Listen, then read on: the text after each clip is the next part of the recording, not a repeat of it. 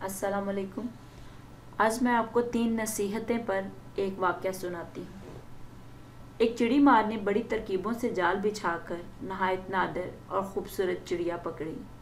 جب وہ چڑیا جال میں پھنس گئی اور آزاد ہونے کی کوئی صورت نہ پائی، تب چڑی مار سے کہنے لگی، اے عقل مند شخص، فرض کر تم مجھ جیسی ننھی چڑیا کو پکڑ کر کھا بھی گیا تو اس سے کیا حاصل؟ خدا جانے تو اب تک کتنی گائیں، کتنے دمبے اور بکرے، بلکہ اونٹ تک ہڑپ کر چکا ہے۔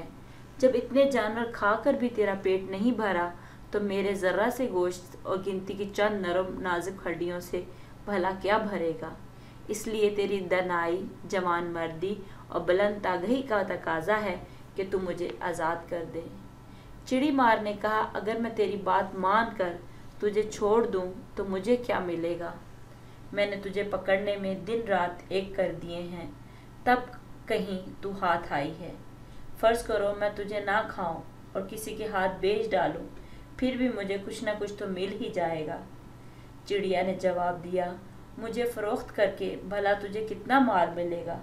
یہی 2 4 10 درہم، اور وہ کتنے دن چلیں گے؟ لہٰذا یہ بات دماغ سے نکال دے اور میری بات سن۔ اگر تو مجھے آزاد کر دے گا تو 3 ایسی بیش بہا نصیحتیں تجھے کروں گی جو ہمیشہ تیرے کام آئیں گی۔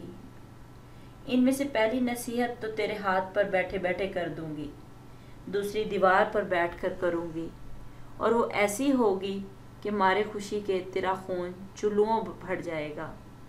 تیسری نصیحت جو اعلیٰ درجے کی ہوگی، درخت کی اونچی شاخ پر بیٹھ کر کروں گی۔ ان تینوں نصیحتوں پر عمل کر کے تو دنیا میں بڑا نام پائے گا۔ چڑی مار کچھ دیر غور کرنے کے بعد راضی ہو گیا، جال ڈھیلا کر دیا اور چڑیا بھدک کر اس کے ہاتھ پر آن بیٹھی۔ کہنے لگی، سن، پہلی نصیحت یہ ہے کہ ناممکن بات خواہ کیسا ہی آدمی تجھ سے کہے اس پر یقین نہ کرنا۔ یہ کہہ کر چڑیا پھر سے اڑی اور دیوار پر جا بیٹھی۔ اس نے دوسری نصیحت یہ کی کہ اے شخص، گزری ہوئی مصیبت کا غم مت کرنا اور گزری ہوئی آسائش کی مسرت فضول ہے۔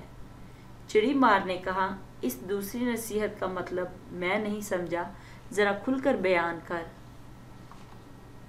چڑیا نے جواب دیا، میرے پوٹے میں 10 درہم وزن کا ایک ایسا قیمتی موتی چھپا ہوا ہے جس کی قیمت ہفتے اقلیم میں کہیں نہیں۔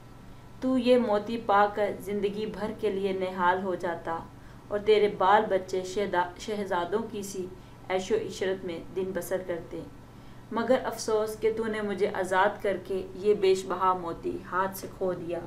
یہ تحفہ تیری تقدیر میں نہ تھا۔ اتنا سننا تھا کہ چڑی مار یوں رونے چلانے اور ماتم کرنے لگا جیسے اس کا بچہ مر گیا ہو۔ بار بار ٹھنڈی آہیں بھرتا اور سینہ پیٹ کر کہتا تھا کہ ہائے، میں تو برباد ہو گیا، مجھ بے وقوف نے ایسی نادر چڑیا کو آزاد کیوں کر دیا؟ ہائے، وہ بھی کیسی منحوس گھڑی تھی جب یہ چڑیا آزاد ہوئی۔ اس نے مجھے ہتھیلی میں جنت کی جھلک دکھلا کر لوٹ لیا۔ یہ باتیں کہتا اور روتا جاتا تھا۔ جب خوب رو چکا تب چڑیا نے کہا، ارے احمق، میں نے پہلے ہی تجھے نصیحت کر دی تھی کہ گزری ہوئی بات کا غم نہ کرنا۔ جب وہ بات ہو ہی چکی تو اب رونا پیٹنا اور افسوس کرنا کس کام کا؟ معلوم ہوتا ہے تو میری نصیحت کو سرے سے سمجھا ہی نہیں، یا بہرے پن کی وجہ سے پوری بات نہیں سنی۔ میں نے تجھے پہلی نصیحت یہ کی تھی کہ ناممکن بات کا ہرگز یقین نہ کرنا، خواہ وہ بات کیسا ہی آدمی تجھ سے کرے، ورنہ گمراہ ہو جائے گا۔ ذرا سوچ تو صحیح، مجھ ننھی سی جان کا پورا تن و توش 3 درہم وزن سے زیادہ نہیں ہے، بھلا 10 درہم وزن کا موتی میرے پوٹے میں کہاں سے آ گیا؟ یہ سن کر چڑی مار رونا دھونا بھول حیرت سے چڑیا کو تکنے لگا۔ سمجھا کہ بے شک ٹھیک کہتی ہے، میں نے پہلے اس طرف غور نہیں کیا تھا۔ بولا، اے نازک بدن چڑیا، اب مہربانی کر کے وہ تیسری نصیحت بھی کرتا جا جس کا وعدہ تو نے کیا تھا۔ چڑیا نے کہا، اچھی کہی، ارے بے وقوف، تو نے میری 2 نصیحتوں پر کون سا عمل کیا جو تیسری نصیحت بھی مجھ سے سننا چاہتا ہے؟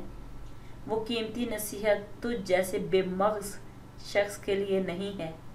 یہ کہہ کر خوشی سے چہچہاتی ہوئی جنگل کی طرف اڑ گئی۔ شکریہ۔